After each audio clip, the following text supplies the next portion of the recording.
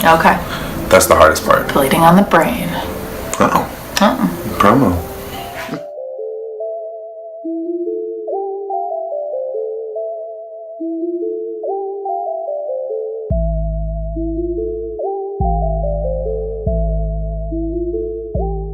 OUSD Strike.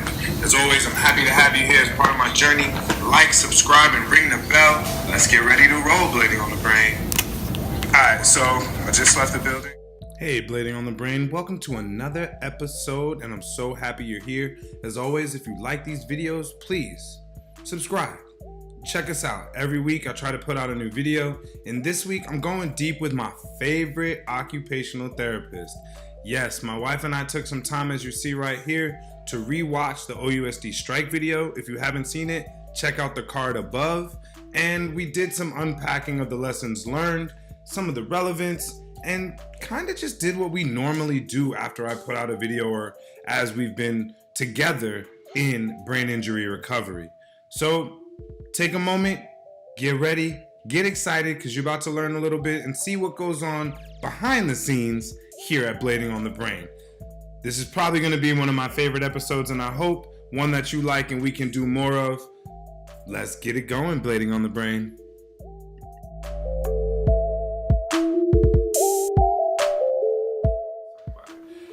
Hey, Blading on the Brain. Welcome to a new episode, a very special episode.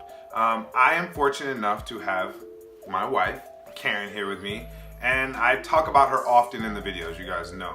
She is my ace, my rock, my ride or die, my partner in crime, and what's even more important is she is a practicing occupational therapist, and she knows a ton about acquired brain injuries, like, you know, ones that happen to me, or ones that happen due to like other life circumstances, like strokes, and what we're gonna do today is really fun.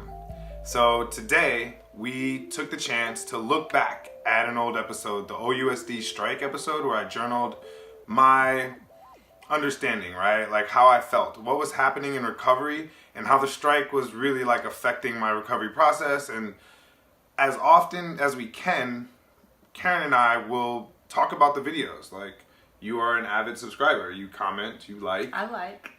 Thumbs up, people. I commented once. For real, it happens. So she comments, she likes, and we talk about the videos often. So we took the time to watch the OUSD Strike video, and we took some notes, and we're just gonna take a second to unpack the video, unpack my feelings, unpack kind of the other pieces that maybe didn't come to light in the video that can really help everyone. That's my TBI survivors and others who deal with stress in their daily lives, or who have, you know, if you got kids like we do, then you're dealing with some of the same stress too, right? Or if you're just a creature of habit and routine, and what happens when your routine is off, like that is just general wellness. And so we're gonna unpack some of the general wellness and try to offer some really good benefit to my community that watches. So thank you, Blading on the Brain community. So we were looking at the OUSD Strike video. Mm-hmm. Okay. That video was really hard to watch again. I think every time I watch it, I definitely cry in the moments where I can feel the heightening of the sense of awareness, like me like elevating and escalating and going up and down. When I feel those moments, I'm like, wow, that was real. Mm-hmm. That was really real. So like even watching your emotional experience triggers some of that same emotional experience. Yeah, it really does. I feel like I'm in that moment. Mm-hmm. That's the joy, I guess, of doing this, is I get to see it again. And hopefully you guys, when you watch it, brings you some awareness and some understanding of like what's happening with people who have this invisible injury. So the first thing I talked about was the headphones, because it's like really early in the video and I didn't really explain what the headphones were for. And so the headphones were my way, just so you guys know, the headphones were my way of being like escaping, and I thought about it beforehand. So I chose the school that I was going to work at beforehand because I thought it would be easier. How so? Well, it's my neighborhood school, right? So it's our kids' school. It's like where our son goes to school. I know the teachers. I've worked with the teachers. I know the neighbors. Like I figured that would just allow for an easier entrance, and I wouldn't have all the issues. You were assigned to a high school, and I think before you even picked what the conditions you thought would be most supportive during this time is in the neighborhood school. The first thing you really responded to is that I cannot go to this high school.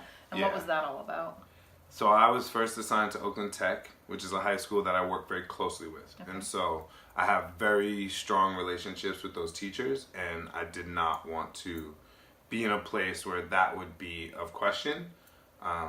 And so I guess I kind of had the foresight to know that there might be some tension. And so I tried to go to the place of least resistance, and they had a back door. And so I put the headphones on thinking I'd be like an NBA baller. And I would just like walk through the line and not have to hear any of it. Yeah, you definitely did. It was your Kevin Durant coping strategy. Okay, so you had this kind of preventative, proactive plan to wear headphones, and that stemmed from really envisioning what it was going to be like to cross the picket line, whether it was at the high school or somewhere else. And so also part of that preventative plan, just trying to manage what you anticipated could be triggers and emotionally disruptive, was also bringing it a little closer to home, having it be where your son was, thinking that he may be there. That is true. I also did think that coaching would come with me, and that I wanted it to be as easy for him if he chose to come. So FYI, I gave my son the choice. I felt like he deserved the opportunity to choose whether he wanted to go to school with me or not, or stay home, and he chose to stay home. That was not in response, I think, on my side to like any kind of political affiliation. I just wanted him to be able to be comfortable. Well, I think what's interesting, and it only occurred to me now too, is one of the things that came up in our notes is we were talking about expectations, and that we do things proactively in anticipation of something, but anticipation of what we expect to happen, and you're doing that because you're also trying to create some predictability to make that easier. But I'm thinking back now, and I'm thinking about what you expected to also happen if you came to Coltrane School and you had talked about how we're going to decorate. I'm going to do, project-based learning with the students, and we're going to decorate the halls, and we're going to decorate the teachers' doors, and, we're going to do educational, creative things that you value, and, in support of the teachers, because I value teachers. I just have, different feelings about how we should be negotiating around that. And, I'm thinking now in hindsight, that was also with an expectation that there would be kids in the school to do that with. That is true. That is true. Yeah. Yeah, I wanted to do all the doors the way that they were doing them on Facebook. I got all inspired. So, yeah, check that out. I'll pop it up right here. These are doors on Facebook that people were decorating for Black History Month. I think they're incredible. And, yeah, I did have this expectation I was going to be able to do some really meaningful work with young people. So I think just coming into an empty school immediately had it became unexpected. Yeah, it was unexpected. So it's change, and change is something that's hard for all of us. And this is, a change in your idea in the context of tons of other change, including that this is not typically what you did in a week. So there was a lot of, changes to your routine, a lot of unpredictability, which can be especially hard if you have a difficult time regulating your responses to things as they change. Yeah, and that is, in the notes I see it here, I wrote, when you said unpredictability and lack of safety, I wrote, that I felt unstable. You talked a little bit about being overly focused and laser focused. You mentioned specifically social media contributing to that a little bit too, or a lot of it. Say a little bit more about that now. So I was very heavy. It's for everyone. I don't use my Twitter as much. Soconomics, JSF, I think. Yeah, that's my Twitter. But I don't use Twitter as much now as before my injury. Before my injury, I was heavily on Twitter, trying to get coded out there, trying to just promote really good work that was happening in OUSD. After the injury, I just didn't have the capacity for that much stimulus or that much just anything. We took all screens away. Okay, so 6 months later, when I had the freedom to choose what I wanted to do, but yeah, in the time since coming back online and starting this channel, I have not used Twitter very much. Facebook a little bit for promoting a lot of these videos, but not Twitter. And yeah, Twitter, OEA blew Twitter up. So you were paying more attention to social media because you were waiting for moment-to-moment updates about the strike. Yeah, and it was just like, it was news, right? And I think that would be my preferred news feed or like avenue for getting news. I just haven't found the time or the capacity. Really, it's been a capacity issue. Like, I have so much to do. Twitter just became an extra layer. And then with the strike, I wanted to know everything that was happening. And so I went to every avenue. So the Redwood Heights community Facebook page, where I felt like I could hear the voices of my neighbors clearly because they're typing it and saying it. That was somewhere that I could not get off of. So you went there for a source of information, and what you actually noticed in hindsight it did to your experience. Yeah. Was that it really primed you really negatively? I mean, I remember sort of at one point during the strike saying you need to like not look at your phone or look up anything strike related until noon, or something like that. Right, Just it was like, until like some press conference. Yeah. right. I So it's remember again, that. it's about thinking about a routine, and you already have these layers of stressors, right? There's the big overall context of the strike stressor and everything that brings up for you. There's the unpredictability, and then the lack of stability that brought up. So now there's these internal triggers happening as well. There was a change to your routine. I mean, you just didn't go to work. wake up, take the kids to school, go to work, do the normal things that start none your of that day. was normal. And instead, you were starting your day priming yourself really, really negatively because everybody can say whatever they want on social media. I also think, too, and again, it's just kind of coming up as we're talking, but I have seen other times when either out of even boredom, right, and you just flip through your phone and it can be Instagram, it doesn't have to be Twitter, where the way in which you saw other people's experience via, say, their Instagram feed really impacted negatively your mood state. So, like, I think about when we were on vacation and, I'm not on social media, and so I'm not paying attention to Instagram, but you were getting sort of, and again, we're in a space where you're outside of your routine and you're outside of your everyday because we're on vacation.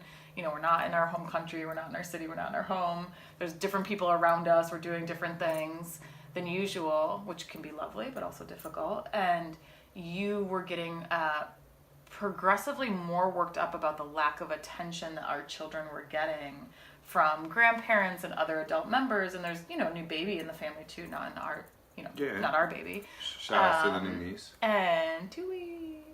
And what you were seeing that I wasn't was that you were looking at the people who were with us on vacations Instagram feeds. And so you were seeing that, the baby was showing up repeatedly on other people's feeds and our children weren't. And so you interpreted that as, Wow. Yeah, that's really true. And so, that wasn't because you wanted news. That was because you were bored or you missed home or, you weren't busy with the stuff you're normally busy with. So you were on your phone a lot, and that was just Instagram. And so it's just the notion that our external environment can certainly frame our perception, and we can be negatively priming ourselves, and we're probably more prone to doing that.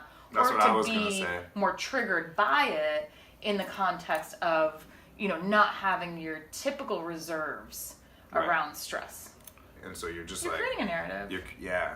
Yeah. No, that's definitely what happened in Costa Rica, and that's an eye-opening moment for everybody out there that, like, if you find social media to get you in a state that you're not comfortable with, then you probably should take a nice pause.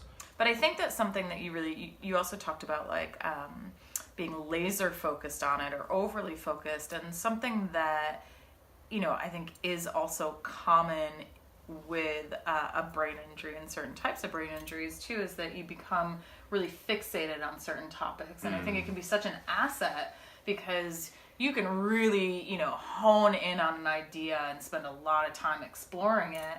And it can be a real challenge if it's something that, you just feel like you're stuck on. And you may not be seeing, like you did not see how stuck you were on following OEA on Twitter. And so then it becomes really, really difficult shift. And so in that way where you were like, it frames your perception, you know, it becomes even harder to say, I'm going to shift my perception to something else and focus there. Rob and I, in that moment, we're talking about the sticky brain. Yeah. And how your brain can just become stuck. And it is very hard to unstick. Have you, I mean, you were talking about that you and Rob have talked about this too. Are there any external cues that you found for yourself that tell you that you're fixated? Like, you know, I know we have conversations sometimes, but clearly you do this on your own also. Like how do you know when you're stuck? Like, how do you know that there's a need to shift? It's really interesting because as you say that, I'm thinking back to just being in San Diego last week. For those who don't know, I was in San Diego last week, tried to blade. I wanted to skate SD because that's one of the preventative measures, right? Like I knew I'd be away from home. I knew that I would have a way different schedule. And I thought, well, maybe if I bring my skates, I'll have that regularity. I'll throw on my running gear so I could run. Did you paddleboard? I did paddleboard. I tried everything. Right? Literally, I tried everything. Yeah, not being able to find the positive in things, not having an appetite, inability to sleep. So you're talking a lot right now about the symptoms of depression. Oh. Yeah, that is true. But I'm gonna just backtrack a little bit. This episode, I think that you bring up other next episode important topics, is that you notice then that you're stuck because the way you are perceiving things over a period of time may be different. Might be some of the cues that you pick up on your own. And it sounds like, I mean, people around you also say things that make you feel like you're stuck. I mean, I see you with our kids even, and all of us do this, right? We get stuck on an agenda and we like can't see that actually the agenda is not that important. And, you know, brush your teeth now. I mean, whatever the agenda is. But you're quite skilled at being able to shift in those moments. I think it's just something to think about is what are those things that go, wait a second, like this is not that. I'm just stuck right now. I think that's a perfect segue, right? Like, we want to have more of these conversations. We want to have more of these conversations for you all because we think it's highly powerful. I think that also what you're talking about is these are experiences that we all have. Yeah. You know, I think, again, the major difference with having a brain injury is that how you regulate your feelings or your responses to normal occurrences is a little different than everybody else. You know, you might be quicker to get to 0 to 60. Did you say that I'm different? I'm out of here. See, 0 to 100. Sorry. This is, you know, it's the brain, right? We all have one. We all have one. It works in these ways. It's the degree to which the intensity, how it, you know, adds to your experience, interferes with your experience, that can be different in the context of having some kind of brain injury. I'm so lucky. So I think we all. If you like this kind of content, if hearing us have this dialogue was meaningful to you, like this video. Leave us some comments. I think the best part of making these videos has been seeing how my vulnerability, my ability to talk about my feelings and what's going on in my brain has really just touched other people, has really just opened up other people's eyes to the fact that this is an invisible injury. And sure, I may look normal at 8 a.m. and feel completely weird at 8:50 and then be back to normal at 9:10. But, you know, these things are happening. And so to be sensitive, to understand that, like, when you approach them with love, right? Like, I think that has been the best feeling for me, is when people just approach me with love and I'm like, all right, yeah, I'm feeling kind of weird. Like, I feel like you're being seen as a person that's deserving of love. Yeah. So do that. Yeah. It's not the end of March yet, is it? So it's still Brain Injury Awareness Month, so we're still creeping in there. But yes. So just building awareness. Let's build some awareness of your brain. Use it. Self-awareness.